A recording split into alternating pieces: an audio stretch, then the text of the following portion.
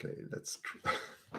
Oh, we're live now. Yeah, now we're live. What is even happening? Well, you didn't let me know when you clicked the button. That's what I was saying, is when I have that picture up, I don't know what's happening. You have It's to okay, tell me. we're live. Don't worry, we're all fine. Anyway, hi everyone. We're back again. We're just doing some technological challenges here, so it's fine. Yeah. So, Christian, I guess why don't you tell us what we're going to talk about today? Okay, I'll tell you what we're going to talk. We're going to talk about what we wanted to talk about last week, actually. Hi, everyone. Very nice to see you all. Anyway, so today it's going to be about the birds, the population of the birds, the health of the birds, which is a big topic. And then we're also going to talk about climate change, actually, and what the effect and impact is on humans and wildlife.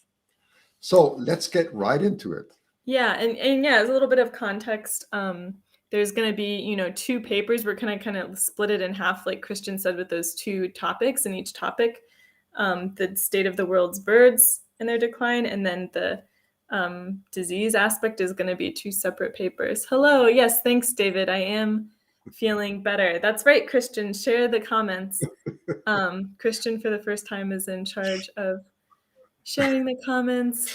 I try to share them all, unless they're a troll. Okay, I got it. So Ajmal's and Frankman's. Okay, we will do all that. We'll do all that. That's fine. Do them all. Yeah, there's Frankman. Hey. Okay, great. That's it. We got them all. Fine. You didn't get Ajmal, our first comment. Do you see it? Hi, it's a here yes, I got you too. Okay, now we got everyone. I just want to make sure no one's left out. Sorry. Yeah. We got it. We got them all now. Great. Yeah. Okay. So I'll share my screen. We're gonna get a bit of a trippy effect for a moment. Oh, Christian, you have to toggle share my screen again. I see too. Yes, you're right. Yeah. Okay. And then I can bring up. So this is our first. Yes. Paper we're going to talk about, State of the World's Birds. It came out very recently in 2022.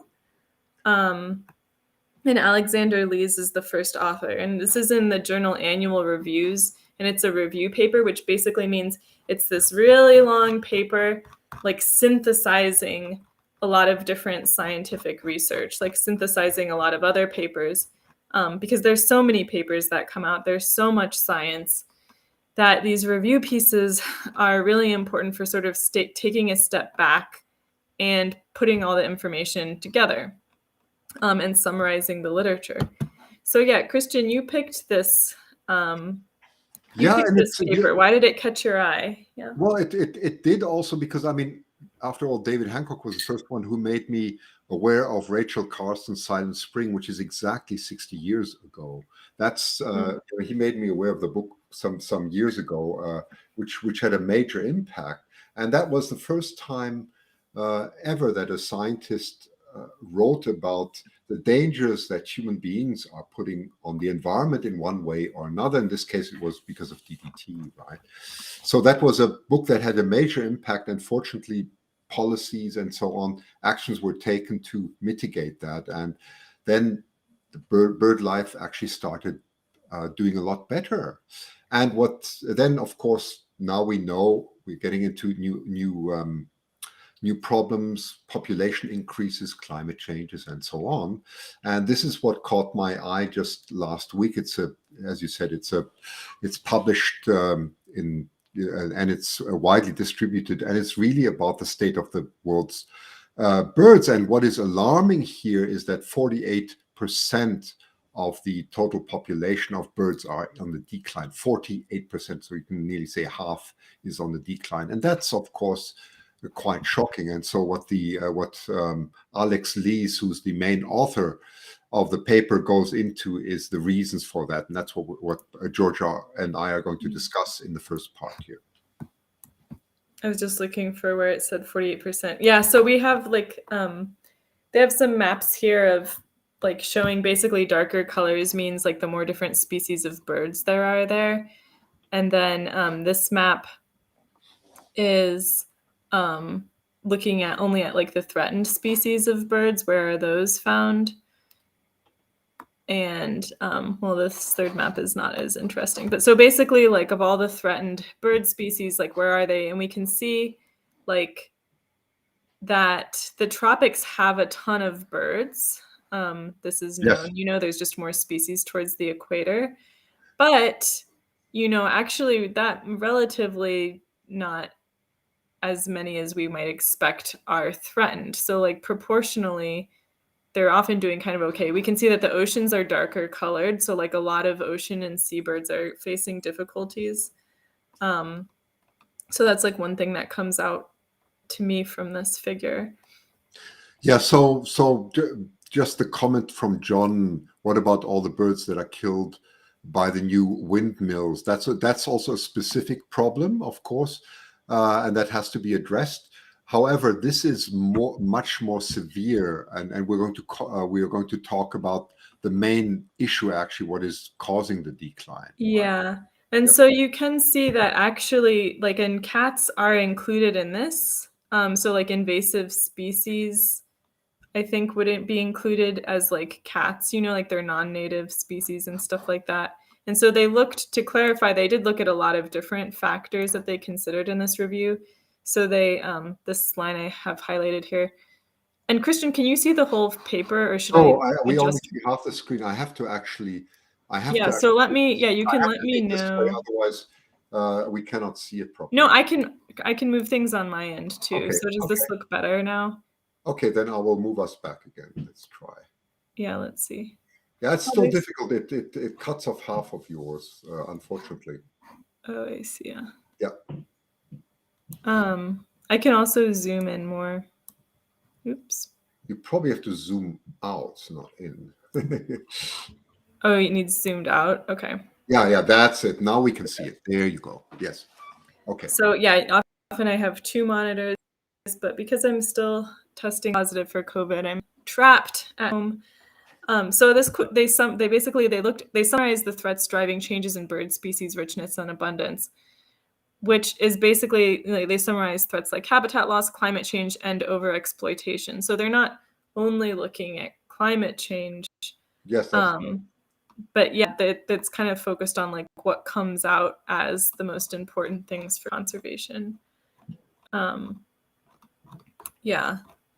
Other comments? I can't see them. Yeah, there you go. There you go. That's the main graph, Georgia. If you just push this a little bit to, in the center, because just push it. You want it more centered? Yeah, like that. You see we need to see the graph on North America with the wetlands, where because that's the key one. Do you want me to zoom in again? Wait a second. I'm just going to move us out a little bit. Hang on. Because there we go. This is much better.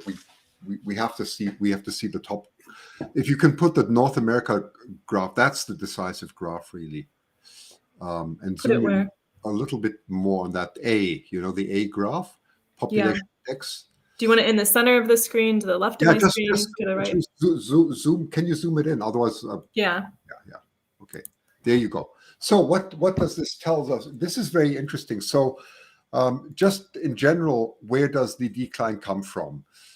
First of all, the good news is that the wetland birds that are in the wetlands, because there has been a lot of conservationism going on in wetlands, that population has increased. But unfortunately, over proportional, the grassland, everything that's on grassland, where the human beings are unfortunately the main invaders here, has led to this alarming decline of 42% in there. We've talked about the decline of songbirds already in North America a few episodes ago, and this just aligns in the same direction. So we talk about forests, arid lands, and grasslands, especially where the decline is seen. Yeah. Did you want to look at any of these other graphs? Definitely the wetland specialists are like, that's definitely interesting. And you can see, though, this is since 1968. So this is relatively recently. We're not talking about like over the course of anthropogenic impact, this is this is restricted to like you were saying, Christian, like when Rachel Carson's book came out and later, like sort of the 1960s, 1970 almost here where it starts. And so that's kind of key, because that's when a lot of environmental movements in North America started taking off, right? And yeah, you can see like there's a lot we have in North America, at least in the United States, we have a lot of rules protecting our wetlands now. Yes, and let me just quickly give an answer here to at least a very generic to Gentleman Ghost's question here, who's curious to see the South America curve. We don't have it here, but I can tell you, I'm going to read this directly out from Alex Lee's Twitter feed. So he says, bird biodiversity is concentrated globally in the tropics, which also hosts more threatened species. Talking about 1,278,000 or no, so, yeah, something like that, species. Although proportionally there are more threatened species at temperate latitudes.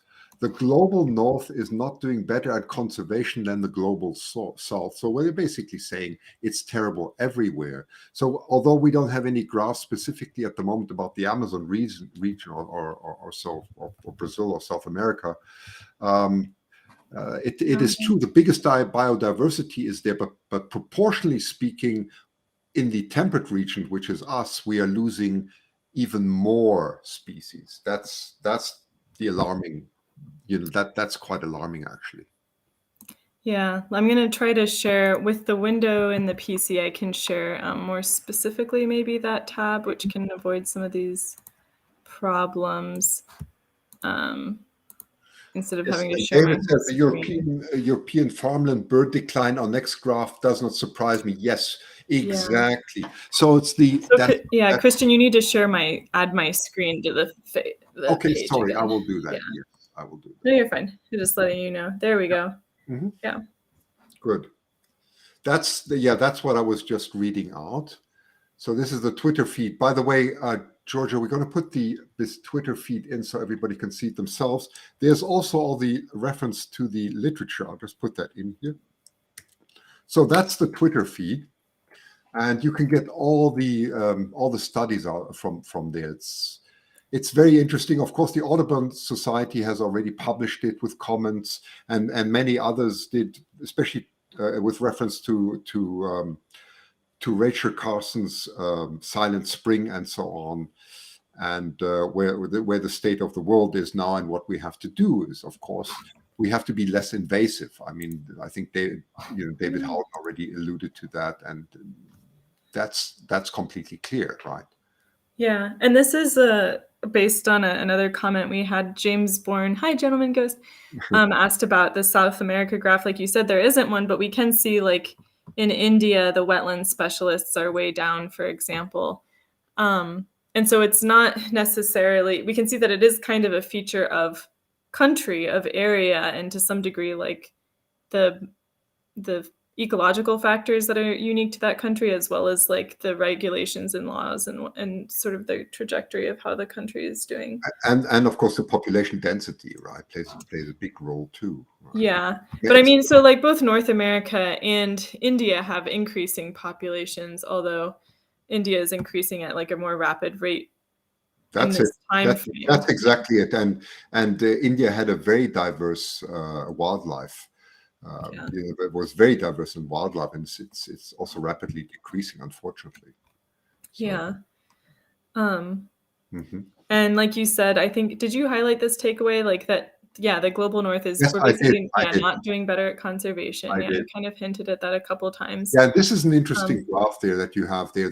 So the green are the species that are doing well, and the red ones, I don't know if you can you zoom a little bit more? I'm just going to summarize his comment. So this is the Iucn red list index, which is a really commonly used index of whether species are increasing in population or decreasing, and whether their status is considered threatened or not. And so, yeah, they're colored, like you said, by good news, green, bad news, red on the lower.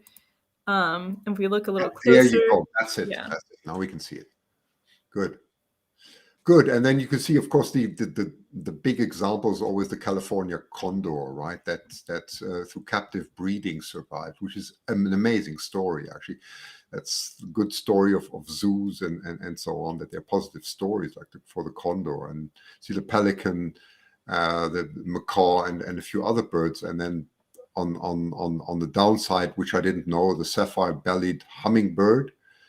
The olive-baked woodpecker, that's agriculture, road construction, fisheries. There you go. The Titicaca graybill, that's right, is through fisheries.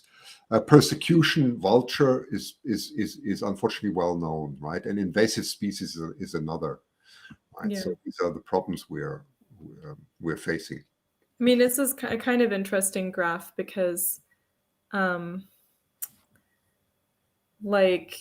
guess I don't know what this index of species survival is basically, but both this hummingbird and the California condor have a red CR here. They're both critically endangered right now, according to the Iucn red list. But they've had a change, right? Like the California condor, yes, it's critically endangered, but it used to be much worse off. Yes. And the sapphire-bellied hummingbird, on the other hand, was endangered, and now it's critically endangered, so it's getting worse. That's correct. That's correct. Yeah, so it's a bit of a relative thing happening on this scale, and it's arranged by time, which I think that this line is overall species, I guess, and these green and red are just examples of particular species. Right, and if you go down to the next part, right, I guess to summarize, because as we go onward in time, as we get closer to the present on the right side of the graph, the sort of typical species survival index is getting lower, which means that species are generally less likely to survive, I think. And then you wanted to go to this graph. By the way, thank you, David, for the donation. And how are we, Georgia and Christian? I think main question to Georgia, really, how are you? Oh, I'm doing well. I'm getting a little kooky from the isolation, I will say. I've been by myself in this for a week now. Okay. So if anybody would like to, I don't know. Yeah, your comments, I guess, are extra appreciated today. We'll just say that. There you go. And hi, Sikanda, too. Very nice to see you. And don't hesitate to put your comments in. We'd love to highlight them. Yeah, I would just highlight. I always try to highlight a lot of them. I haven't really been able to see what you're doing too much. I'm doing it, Georgia. Okay. I know. I'm not used to being not in control. Charge, but you said no. Okay. So I am curious, everybody, about how you let us. One of the things I'm curious about in the comments is whether or not you like it when we focus on a scientific paper, or if it's kind of too heavy and boring. I think we were thinking, me and Christian both, about the direction we want to go in more, looking at papers more, or having more guests on, trying to live stream more on Twitch or Twitter or other platforms. So let us know definitely what you're interested in and how you're interested in viewing stuff. So Christian, back to the paper. What's this figure? So this one, this again is no surprise. We talked a lot about islands. This shows the distribution of extinction, really, since I think this goes all the way back to the 1500s. The first one was Saint Helena Hupo. Is that correct? Hupo? I don't know how you pronounce it. Actually. I have to ask ask our friend David Howden here. He'll probably tell us how this is pronounced properly. But anyway, that's again main extinctions on islands. No surprise. Very often, as soon as man came on it and changed it, introduced invasive species or hunting or whatever it may be. That led to a lot of the extinctions, and that's also why we know of them. Right. So that's just the document here showing that. Yeah. And I guess the main takeaway from this is most of the extinctions are island species, these light blue island species. And then these green components are species that are continental species. So they occur on the mainland. And life on an island is hard. You're restricted to a small area or a group of small areas, and it's sort of easy for an event to come and just wipe out everyone, wipe out your species, or just cause trouble in general. And David is saying Hupo, I think Hupo. That's it. Okay, thank you. Yeah. Okay, and the final graph then, again, this is talking about all the threats. There are so many threats there. You can read it, threats are myriads. But it's completely clear where the main threats are. It's already what David Howden already highlighted is agriculture and biological resource, that's invasion. And then comes the third one, which is quite interesting also, is the climate change and extreme weather. And that will bring us on to the next topic, actually. Yeah. And so this is getting at exactly what I should have brought up this graph earlier when we had the question about cats. Cats would probably would fall in this invasive problematic species group here. So collectively, along with other invasive species, it ranks like fourth. Which, I mean, I know there's like a ton of media and push for keeping your cats indoors, which is one good solution potentially. But, these other factors just have relatively huge impact. So like the biggest factor here is biological resource use. And of the things included in biological resource use are logging. So overall logging is like really big in terms of what's causing and just to the point of the earlier one that we had on the impact of wind farms, that would fall into one of these many categories. I cannot tell you the percentage, but there's one called energy production and what is it's here, mining. It would probably fall under there, but I cannot tell you how much of that is that. But that's something we can take up in future, by the way. Yeah, that's true. Maybe I'm misremembering. It wasn't cats, it was the wind energy. I'm all over. I still have a bit of COVID brain. So yeah, that's even lower. And David Dunn says, Christian, I love the eagle pick. I'm going to show you an eagle pick that turns around. How's that one? How do you like this one, David? So have you ever seen a picture that turns around like this, or comes closer or goes away? I think now you can imagine that is quite a real taxidermist eagle that in the United States you wouldn't be allowed to have. But this is special permission, neither in Canada, by the way. It's for educational reasons, and this actually belongs to David Hancock, and it is on loan for educational purposes. But it is a real taxidermist, beautiful eagle, by the way. So I just had to explain that, right? But there's a permit in here and everything. Just nice disclaimer. You know. Okay. Yeah, I mean, do you want to share Gentleman Ghost's comment? He's made this comment before, and he answers his own question, and I feel like I'll just read it. I wonder if there are cases of migratory birds that have changed their migration from certain places, islands, to avoid human factors. I keep trying to make birds smarter than their instincts. And he corrects their typo in the next comment. But anyways, so birds have changed their migration, for example. Yes, there are instances of birds changing their migration, and the degree to which they can change their migration in order to compensate for things like climate change is like a huge area of research. So sometimes, yes, sometimes the fact that they change their migration is part of the problem. Like some people are worried about, when people put out a lot of bird food or hummingbird food, like does that kind of create a trap where birds are like, oh, I'm not going to migrate because there's this delicious food here. And then the person stops putting out food and the birds like die or something because they sort of got tricked into stopping their migration early or not migrating. So I wouldn't count on bird migration to just fix all the problems. There is a bunch of research that looks at like whether birds can change their migration, the timing of their migration with climate change.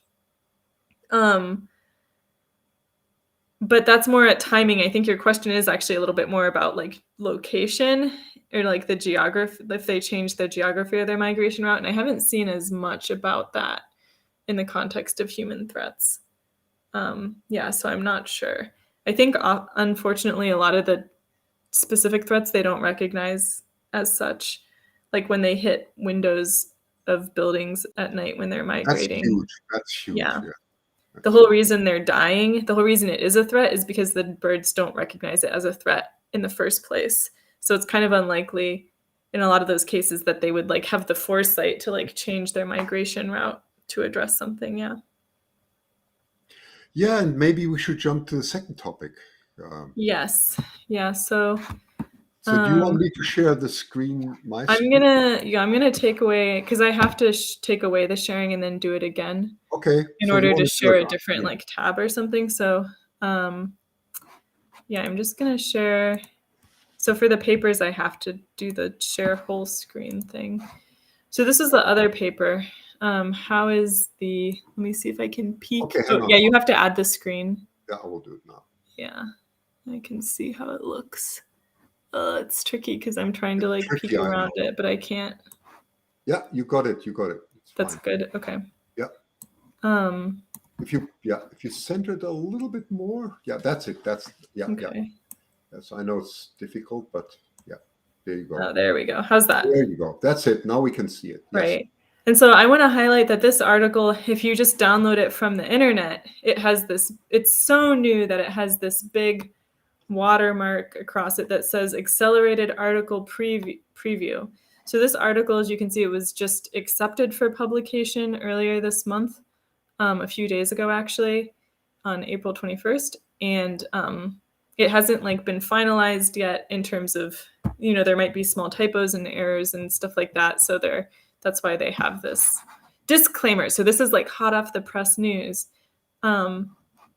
You can see it was received. It was first submitted to Nature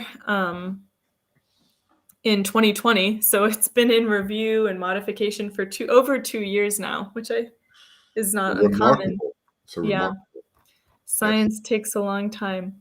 And our first author here is Colin Carlson, who also has a very helpful Twitter thread on the article. So I think I will jump to the Twitter thread. Yes. Actually, because it's a little bit more. It's a very good summary.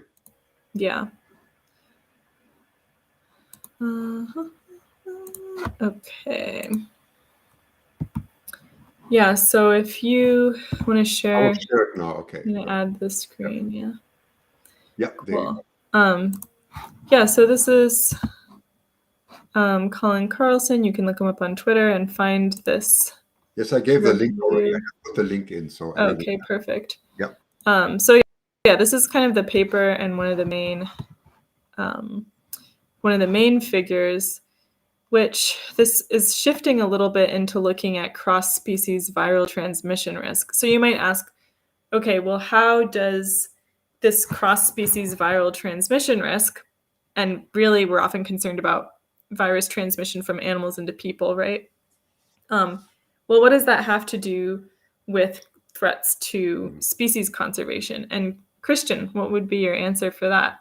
Yeah, and it's temperature increases, climate change, and this came as a real surprise to me, Georgia. When I saw this, I was very surprised, as much as the lead authors. I mean, you can see this was retweeted over 2,800 times. Is taken very seriously. I really hope. So why is this so surprising? Well, we're just at the hopefully the tail end of COVID now, and we think it's all over, right? That's what I thought too. Well, and like most people, you would think, well, the main thing is we have to contain unhealthy or sick animals in markets or so, because that seems to be where this is all coming from, to sort of minimize the risk of a host species being transferred to humans, right? Like it's been very often with SARS and also with COVID and so on, as far as we know. Well, what is surprising about the finding here is that the argument is, and that is a very intense data study that took supercomputers to do, is looking at the effect of human migration through temperature change. So as it gets hotter, we move, for example, more north, or we move more south away from the equator. But animals do exactly the same. And it has nothing to do with markets or anything like that. This shift, the shift of patterns, especially in densely populated areas, due to climate change will lead to incredibly dangerous viral new viruses evolving. And what is interesting about this article, which surprised also the authors, was it doesn't matter how you put the figures, it's something that cannot be stopped. Even if we did our best in climate change right now, it's a pattern, unfortunately, that cannot be stopped. The only thing that we have to do is become very aware of this, because it's going to have a major impact on us. Yeah.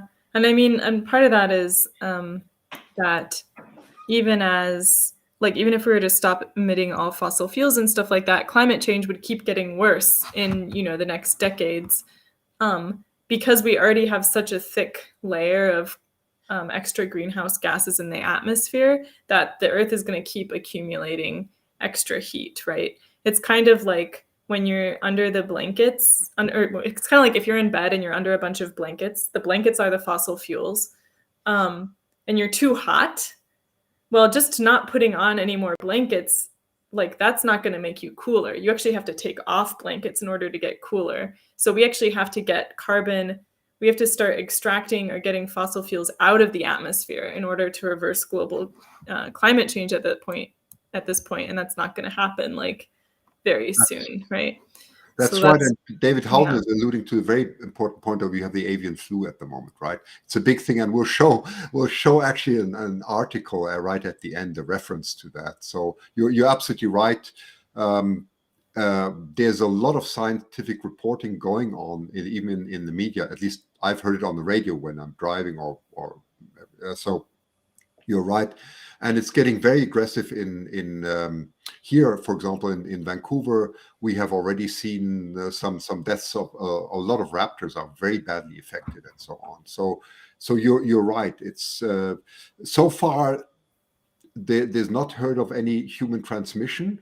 But again, I'm not a viral expert or anybody to say what the risks there are. But these are things that we have to take into account. That's all I can say, right? Yeah, and I mean, part of this, we have the monkeypox virus now, which that's a virus that was around before in terms of transmission to humans. But this is exactly the point, that climate change is going to only exacerbate and add to the wildlife to human viral disease transmission that is occurring. And so these are the lead authors for takeaways. Animals, especially bats, are going to be bringing viruses to new places. Southeast Asia is a hot spot, but there's many other areas of high risk in this that you can see on this map in these purplish colors. That's right. And some of them are a bit surprising, right? In the northeastern United States here and stuff like that. So this isn't just this isn't a problem that's limited to any one geographic area at all. Yeah, so you can see, for example, India, of course, is completely in purple there. If you point, yeah, see India, then Sri Lanka, of course, you have there. Then you go more east. What's that? Burma, Thailand, Cambodia, Vietnam. If you go down, Malaysia, the Philippines, there on the right. Then if you go up, surprisingly enough, Korea and Japan, that's it where your arrow is right now. That's Japan, and then Korea. All those, that came as a big surprise, to see Japan so affected. I didn't expect that at all, right? But again, it also has to do with population moves and density and so on, right? And then if you go to Europe, of course, northern Saudi Arabia, the Mediterranean, right? Yes, that whole area. And Africa on the east coast, Sudan, right? Ethiopia, and Nigeria on the west. That's the very dense one. If you go in the Middle West, that's obviously that's Nigeria, and so on. And surprisingly, well, then comes the Sahara anyway. There's nothing there. And then, of course, in the north, you have Morocco and Spain and and so on. And then if we go to North and South America, finally, right?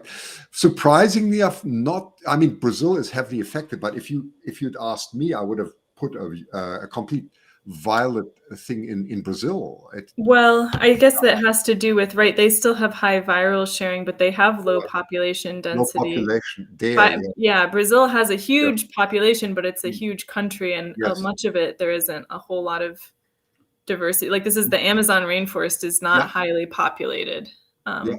basically. And then Mexico, of course, you go up there, right? Mhm. It's Honduras, Mexico, and yeah, then the west coast of the United States. Interesting. I would You have. mean the East Coast, or Yeah, no, the west coast not that much. There are some yeah. hotspots in California, as I can see there, right? But yeah, the East Coast, yes, of course. I mean, yes, yes. But Texas and so on, interesting. Yeah, yeah. Florida, right? And the whole. That's interesting. Washington D.C. Yes, that seems to be very affected right up there. Huh? Yeah. So I think in the US, the population is kind of more so spread out than like compared to Europe in many places. And so like in the Northeast, we have a lot of our big cities. mhm. Yeah. Yeah. So So well, anyway, that's a big wake up call. It really is. Yeah, please retweet this article if you find it and pass it on. I think I bet you 99.9% of the population is not aware of that. I certainly wasn't, and now I am. I didn't know this. So. yeah. Yeah, it's quite the article. I wonder, and looking at the paper again. Well, Mhm. I don't think we need to look at the paper actually. Maybe No, you don't need to. yeah, I think it's all here. I think it's just one of these incredible data studies. It's quite a big work. There are a lot of authors on this, and that's why you rightly so it took them over 2 years, even just after they handed in, probably to do corrections and correction, probably did simulations again and again with the supercomputers, because I went actually to the to the GitHub and Mhm. looked at the data, what they've done on data crunching. It's insane what they've done.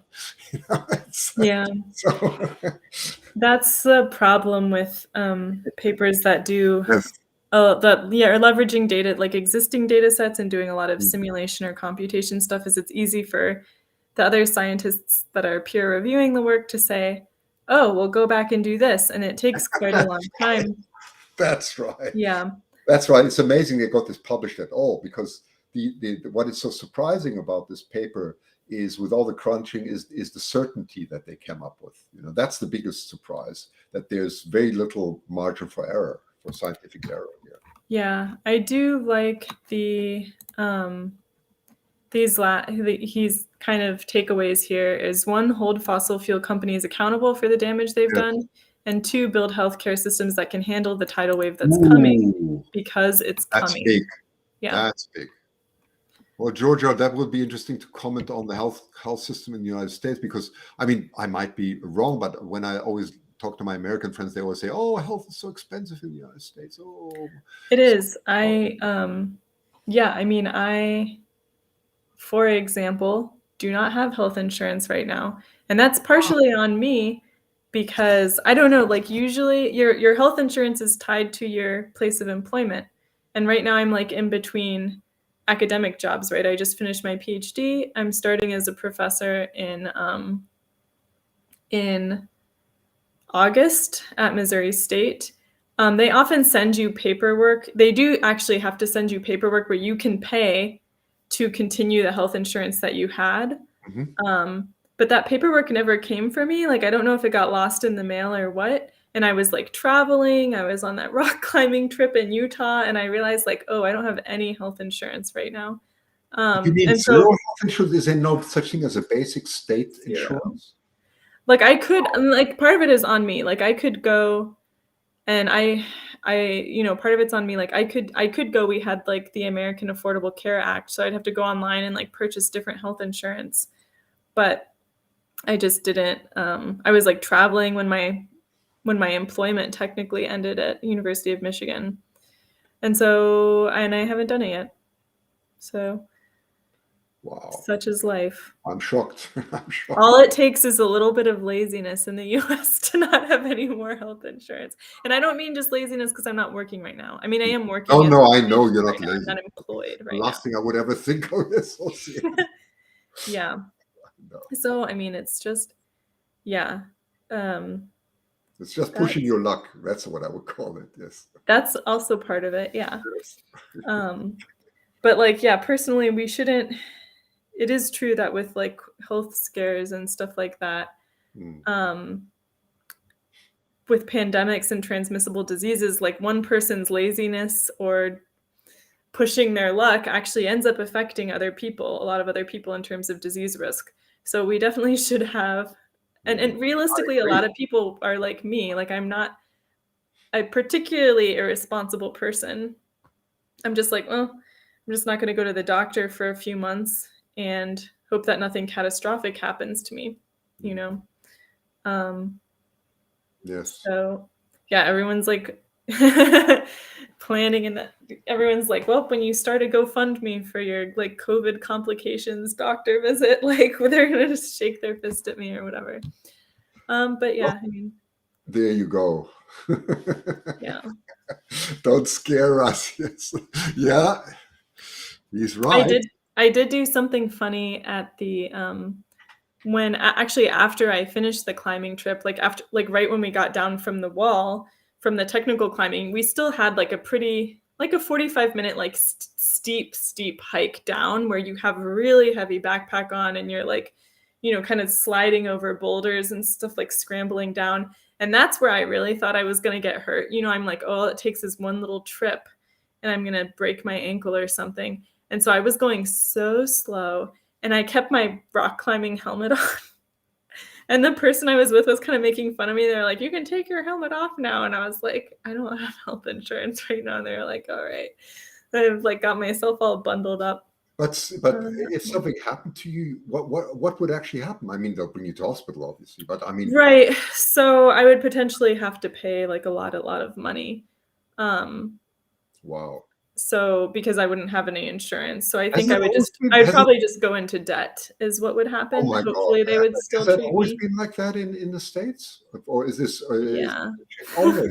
Really? I don't know about always, but like in my lifetime. Wow, that's certainly. tough. That's tough. Wow. Yeah. Yeah. So such is life. I really want to hear about people. I have a little bit of or hear from people. Oh, David Howden has an interesting comment here. Yeah.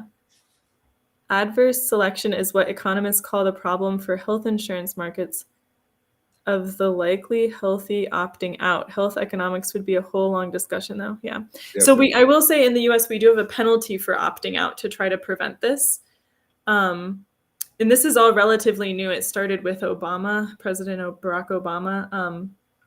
That was for the first time when he created this Affordable Care Act. And also that's when it became required that people in the US are supposed to have health insurance. So I do actually have to pay like a fine on my taxes if I don't have health insurance. And I think like maybe if it's only for a couple months, you don't have to pay the fine, or maybe it's scaled by what proportion of time you don't have insurance or something like that. But the fine is not very much because so many people in the US raised a outcry against having to, like being forced by the government to have health insurance. Wow. So this is something relatively new that everyone is supposed to have health insurance now in the US. Yeah, when I was a kid, I remember I did not have health insurance, and it also was not illegal to be uninsured. And I remember like getting an injury that got really swollen, like a cut as a kid, and we had to like go to the doctor. And my mom is like she's a real charmer. She like got the doctor to see us like kind of like off the clock and just sort of like on the down low in between patients. And he was like, I remember him saying like, if you had health insurance, I would send you to the hospital right now because my arm was so swollen from this infection. And he was like, come back tomorrow. And if it's like not better, then I'm going to send you to the hospital. But the US is really messed up.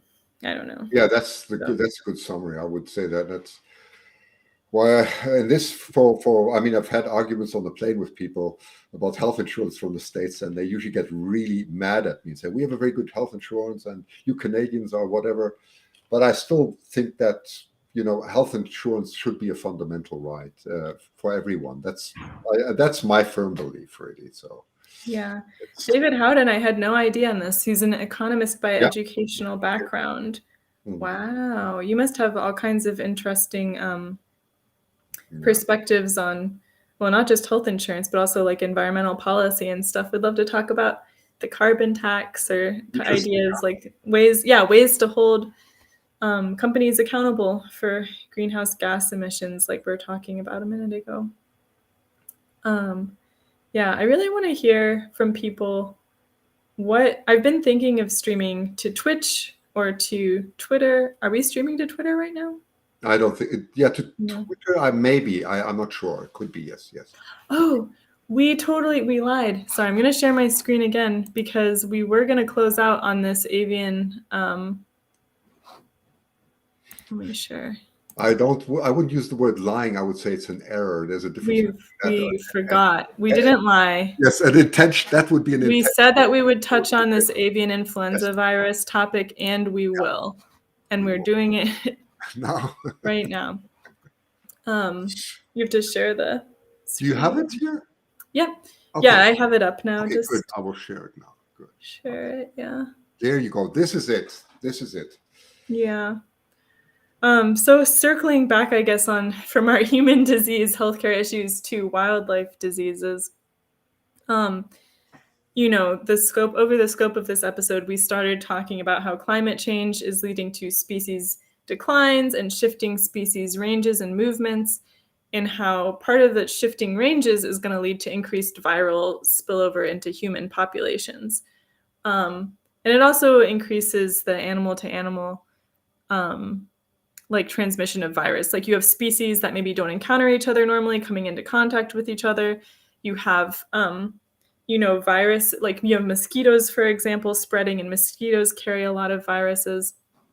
So this is another recent paper talking about that. So this came out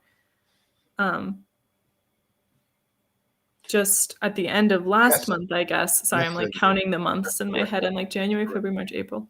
Actually came out last month. And it's about the resurgence of this avian influenza virus, which has been being passed around between birds, among different species of birds. And Christian and I decided we're not going to talk about it too extensively on this episode because neither of us had time to read the article. But yeah, there is a lot of bird flu out there right now. One problem is that this bird flu can cycle around in birds that are in captivity. So like chickens that are, being kept for meat or for eggs. Mm-hmm. This avian influenza can just go through those, easily spread. You have all these birds in a tightly enclosed area. And it can spill over from the chickens that are being kept in captivity to the wild birds that happen to be, eating some seeds or something right outside where the chickens are being kept.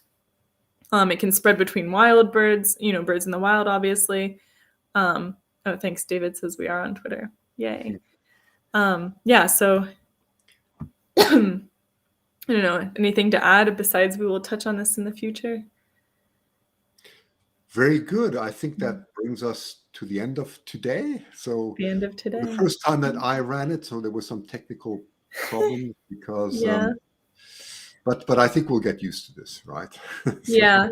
Well, it was double technical problems because you were running it for the first time in a while and I don't have my second monitor. So I can't share on one monitor and see what's happening on this at the same time. But hopefully you'll be better next week, or will you be locked in another week, Georgia? I think I will be better next week. Almost certainly, yeah. Okay, good. So yeah, thank you everyone for joining us again. Thank you, and we'll look for a new interesting topic and we'll announce it shortly next week. So thanks definitely. For joining, everyone. Bye, everyone. Cheers. Bye. Thank you.